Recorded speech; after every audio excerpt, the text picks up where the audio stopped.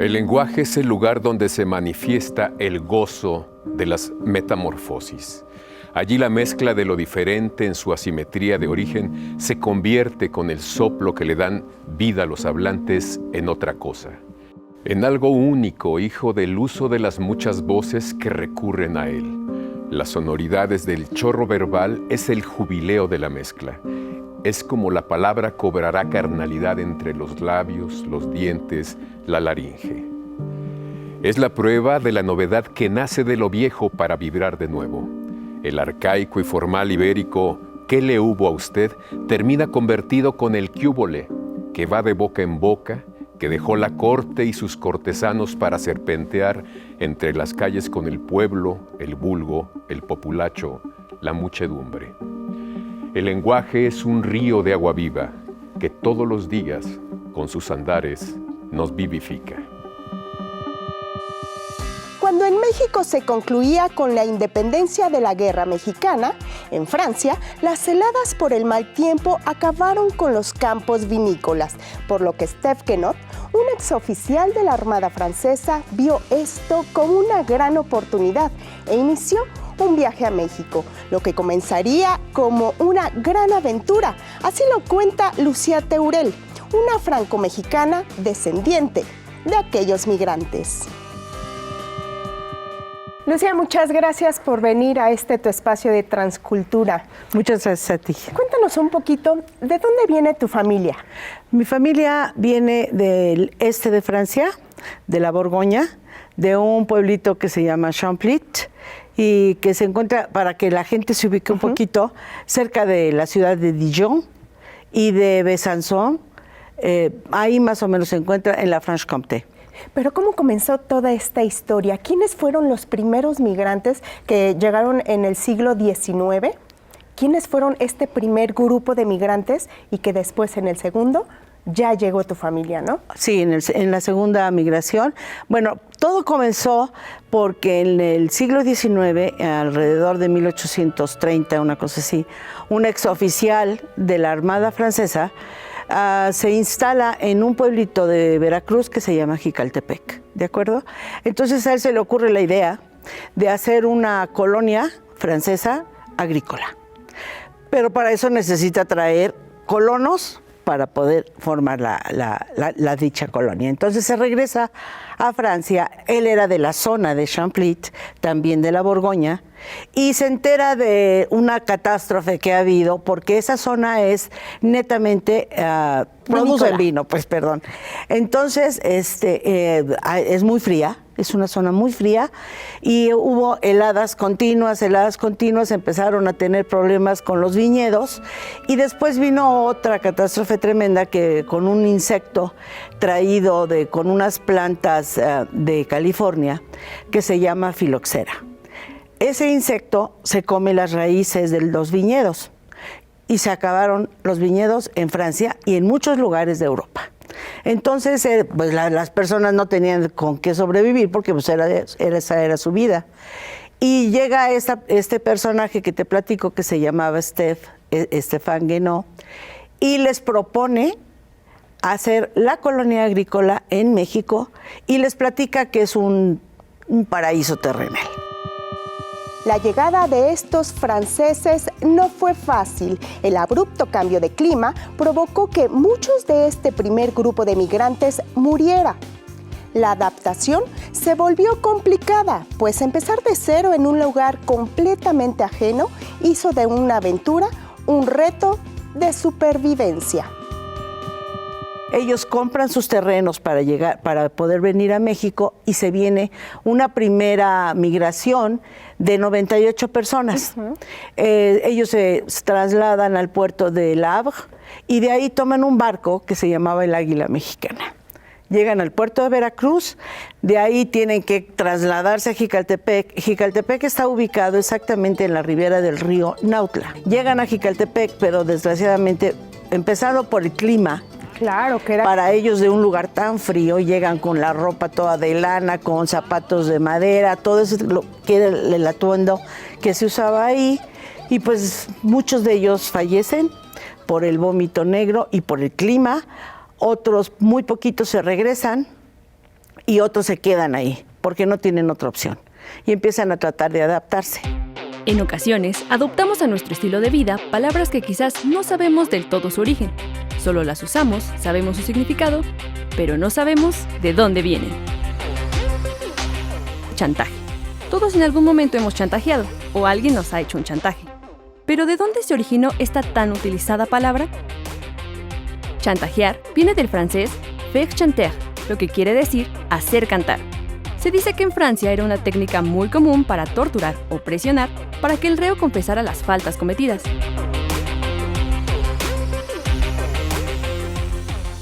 El segundo bloque que llegó a México de los residentes de la zona de Champlain fue en el siglo XIX.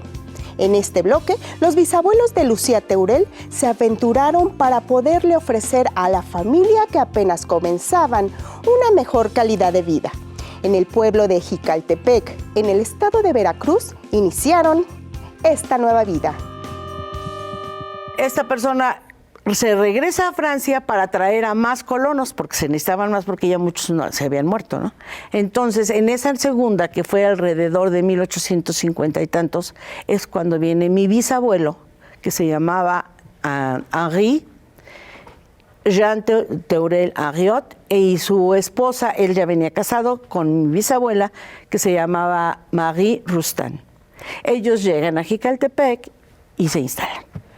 ¿Cómo fue este proceso de inundación del río en Jicaltepec y por eso se creó o se trasladaron a San Rafael? Bueno, durante mucho tiempo vivieron en Jicaltepec, muchísimo tiempo. De hecho, empezaron viviendo en chozas porque no tenían dónde vivir. Después se hicieron casitas que se asemejan mucho a las casitas de la Borgoña. Y si ustedes van a este pueblo de Jicaltepec, que está hermoso, es un pueblo que llegando ahí se siente uno que está en el siglo XIX, esa es la verdad. Porque hemos tenido la curiosidad de seguir guardando estas casitas. ¿Qué pasa con el paso del tiempo? El río Nautla, en los tiempos de lluvias, tiene crecidas. Entonces, la crecida del río siempre inundaba al pueblo. Llegó un momento que dijeron, no, pues ya no podemos más. Entonces se trasladan a la otra ribera del río, Nautla igual, y fundan un pueblito que se llamó San Rafael. ¿A qué condiciones se tuvieron que enfrentar? Porque no llegaron definitivamente al paraíso que se les prometió. Pues no, llegaron a una tierra que sí les abrió los brazos cuando más lo necesitaban, porque en Francia estaba la situación muy difícil, pero con un clima totalmente diferente. Había personas que vivían en Jicaltepec, mexicanas, y ellos pues obviamente no los querían. Entonces esa colonia que se formó en ese pueblito se cerró mucho y que ellos quedaron como metidos en un círculo durante muchísimo tiempo.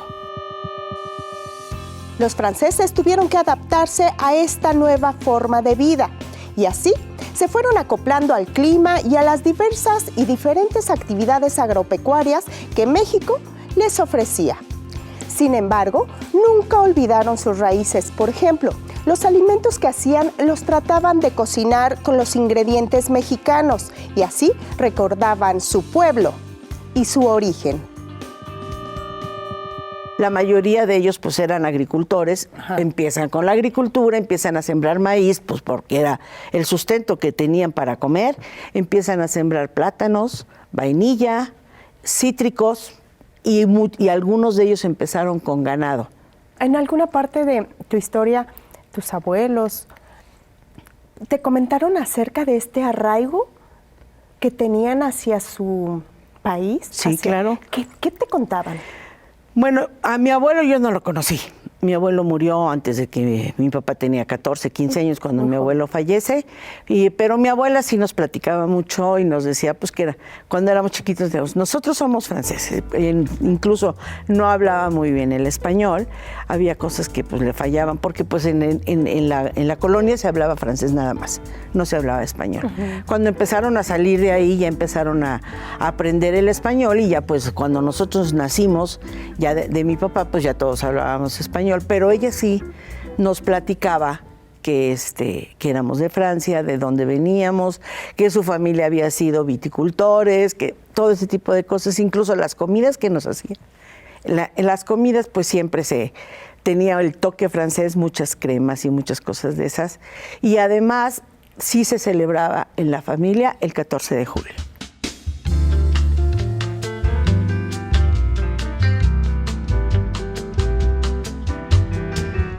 Me permito presentarle un platillo típicamente francés, pero muy nutritivo. Tenemos una ensalada mixta, tomate cherry, un pequeño aderezo que hice aquí, unas hierbas de olor, aceite de oliva extra virgen, aceitunas negras, tenemos atún, vinagre de manzana, aquí tenemos unos huevos duros, pepino, sal, pimienta negra. Salade niçoise. De base, una vinagreta, un poquito de sal, pimienta, como le comenté, un poquito de vinagre de manzana. Por lo general la medida es 1 de vinagre de manzana por 2 de aceite de oliva extra virgen. Lo vamos a incorporar. Esta base de vinagreta la puede usar para todas las ensaladas. Lo voy a ligar con un aderezo que yo hice, que es mayonesa, un poquito de ajo y un poquito de mostaza francesa. Así la incorporamos perfectamente bien. Vamos a agregar a esta ensalada lo que es nuestro aderezo. A esto precisamente lo vamos a poner hierbas de olor para realzar también el sabor. Y a eso le vamos a poner pepinos. Aquí ponemos el pepino. Es una ensalada muy agradable. Luego vamos a poner lo que es el atún.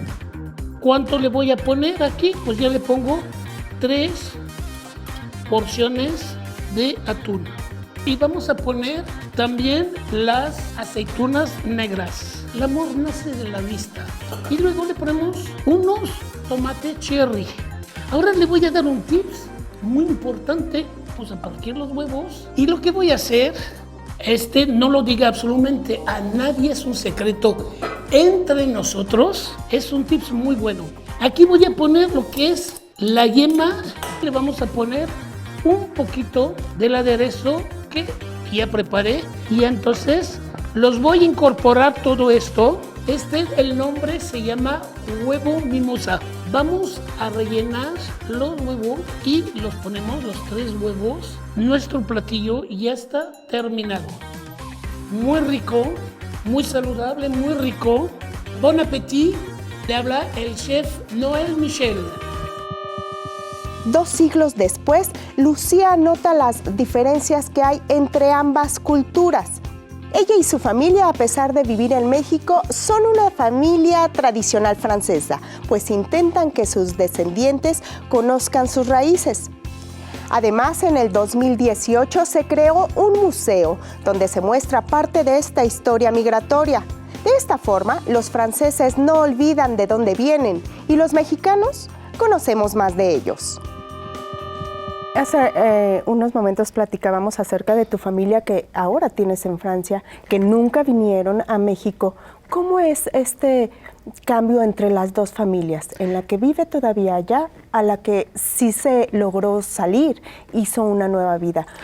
¿Tú pues, cómo ves? Mira, la primera vez que yo fui al pueblito de Champlit, a conocer lo que fui con mi papá, y a conocer a la familia que quedaba ahí todavía, pues sí, las diferencias culturales son totalmente diferentes. Ellos tienen su cultura. Además, el pueblo es chiquito, no es grande, es un pueblito muy chiquito. Y se nota la influencia de los países diferentes entre las familias. Pero hay una comunidad muy grande en este pueblito que se llama Los Amigos de México. Ajá. Entonces ellos saben que tienen parientes en México. Y cada año, el 15 de septiembre, hacen una fiesta mexicana. Bueno, hacen que mole y eso, pero la verdad no se parece, pero sí le ponen comida mexicana. Pero fíjate que es muy, muy bonito porque cada año le está dedicado a diferentes estados de la República. Okay. Entonces una vez fue que Oaxaca, otra vez Yucatán, Chiapas y así. Y las muchachas se visten con los trajes típicos y van ballets de aquí de México a hacer el baile folclórico. Y además allá hay un mariachi. la mayoría son muchachas. Ok. Y están vestidas como charros y todo, y bueno, como mariachis, y hacen la fiesta cada año el 15 de septiembre. Es esta unión entre México y Es una y gran... Francia, bueno, ¿no? de todas maneras ya hay una hermandad entre Champlit y San Rafael. Ya tiene 30 años esta hermandad, y cada año se celebra cuando se hicieron el jumelage, se llama en francés, o sea, que se hacen hermanos, y esas dos ciudades ya son hermanas.